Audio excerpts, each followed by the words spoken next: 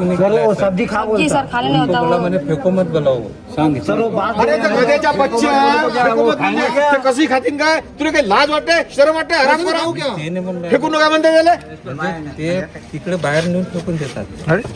अरे ते खाणंच खायच्या उपयोगाचं नाही तर ते कधी हे करतील छोटे छोटे बच्चों को मैं नाम बताता हर एक बच्चे को। ते खराब आहे. पहा तहसीलदार साहेब ते पोरं म्हणजे ते खराब आहे म्हणून फेकून देऊ राहिलं तर हा गध्याचा बच्चा म्हणजे फेकू नका मारून टाक माणसं हे लेकरं हे. मेळघाटातील धारणी तालुक्यातील शासकीय आदिवासी आश्रमशाळा टिटंबा येथे काल सायंकाळी जेवणानंतर सुमारे 70 आदिवासी विद्यार्थ्यांना अन्नातून विषबाधा झाल्याची धक्कादायक घटना घडली आहे. या घटनेमुळे संपूर्ण जिल्ह्यात खळबळ उडाली असून विद्यार्थ्यांवर उपचार सुरू आहेत. घटनेची माहिती मिळताच अमरावतीचे खासदार बळवंत वानखडे यांनी आज पहाटेच आश्रमशाळेत भेट देत संपूर्ण घटनेचा आढावा घेतला. त्यांनी विषबाधा झालेल्या विद्यार्थ्यांची विचारपूस केली तसंच प्रशासन आणि संबंधित अधिकाऱ्यांकडून घटनेची माहिती घेतली. यावेळी विद्यार्थ्यांनी अन्नाच्या गुणवत्तेबाबत आणि जेवणानंतर प्रकृती बिघडल्याबाबत तक्रारी केल्यानंतर खासदार वानखडे संतापले. त्यांनी संबंधित अन्न पुरवठा कर्मचाऱ्यांना चांगलंच धारेवर धरत विद्यार्थ्यांच्या जीवाशी खेळ होत असल्याबद्दल तीव्र नाराजी व्यक्त केली.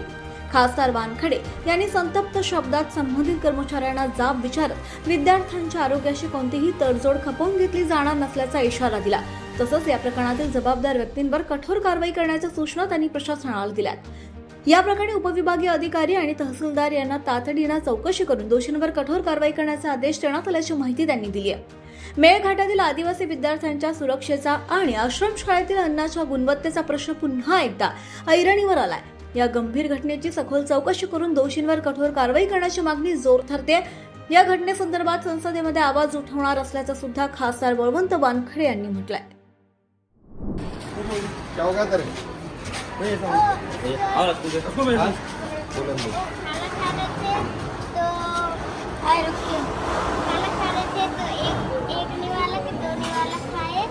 सबको उल्टी होने लग गए और चक्कर आने लग गए.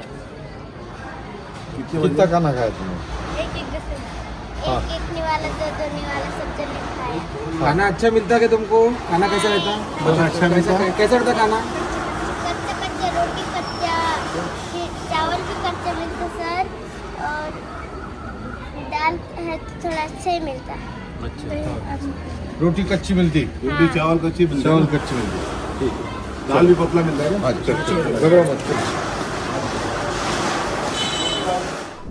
ही जी काल रात्री घटना घडली त्या संदर्भात टिटंबाच्या आश्रमशाळेत जे काही अन्न आहे ते शिजून बाहेरून सेंट्रल किचनचं त्यामध्ये विषबाधा झाल्याचा प्राथमिक असा अंदाज आहे. आणि मी दवाखान्यात गेलो तर जवळपास 60-70 विद्यार्थी तिथं सुद्धा हजर होते.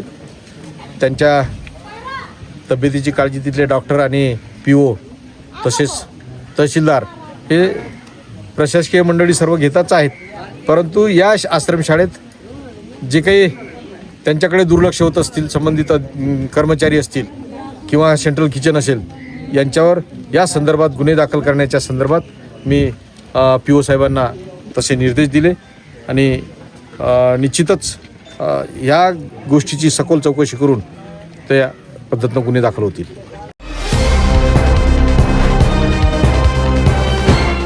पाहत रहा फक्त जनविकास न्यूज. सत्य, संघर्ष आणि जनतेचा विश्वास.